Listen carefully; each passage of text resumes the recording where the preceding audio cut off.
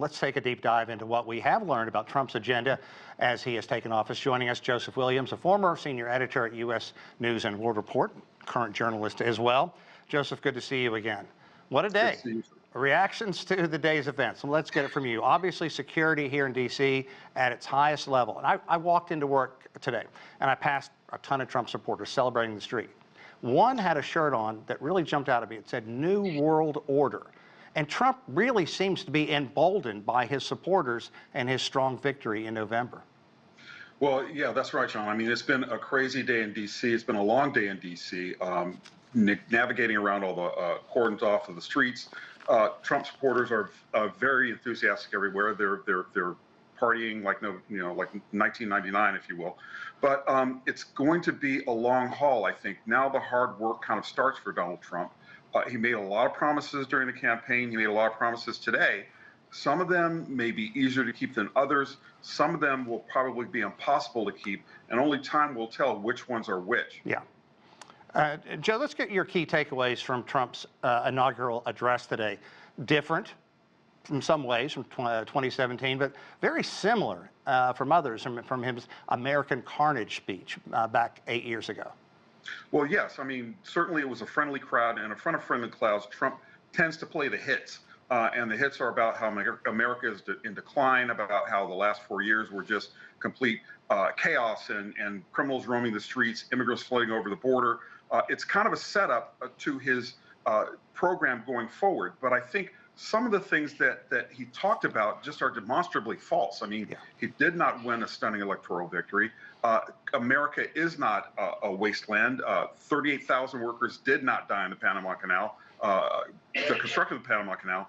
And all of those things just kind of feed into the grievances that he set the table for. You know, how America is being taken advantage of, how he is the only thing that stands between us and utter decline. But the one thing that did kind of strike me most and was probably troubling in a couple of different ways was the fact that he insists that he was saved for a special purpose after the assassination attempt, and that was by divine intervention, he was brought back to make America great again. I mean, I don't know how that's going to sit with a lot of practicing Christians, but certainly it was probably one of the boldest things that I've ever heard him say. Yeah, it was also interesting to hear him talk about how he's going to save America from decline, saying the Biden administration has really overspent when his administration added more to the national debt than any administration ever. So I want to get your impression from the invited guests, from world leaders to executives. What kind of insight do you think that's going to give us into his second term? Well, I think it gives us a lot of insight. I mean, certainly the tech industry is very well represented. A lot of tech titans, the Mark Zuckerberg, Jeff Bezos, Elon Musk, all had the best seats in the House. They were all up front, in some cases in front of former presidents, which is quite a statement, given the fact that we're supposed to be a nation of men and a nation of people. So that pretty much was a tell. Having the vice president of China sitting next to him was also a tell. Having the president of TikTok sitting next to him was also a tell. So you can tell— Who was Chinese, by the way. Absolutely. And you can tell Donald Trump's priorities by what he does more than what he says, or almost as much as what he says. And certainly he's giving rewards to all those people that he thinks he can do business with, or all those people that supported him. And I think that's going to be top of line when the new agenda rolls around. He's going to have— those people are going to have access to him, and what results out of that I think will be very, very favorable to them. And let's also not forget that he actually had a table and he was signing these executive orders in front of his thousands and thousands of supporters who were inside, not outside, because it's so cold here. But there were a lot of promises on day one. So what have we seen so far? Scores and scores of these executive orders. Internationally, what do you think world leaders are pondering right now? Well, they're pondering how to get on Trump's good side and how to maneuver around some of these declarations that he made. Certainly he had the withdrawal of the Paris Climate Accord was signed. The immigration bills were signed, declaring an emergency at the border. Your reporter, your correspondent in Mexico pretty much talked about the situation down there, talking about more gas and oil drilling. The U.S. is the leading exporter of oil and gas in the world. I don't know how much that's going to do for the U.S. economy, but certainly it could depress oil prices around the world.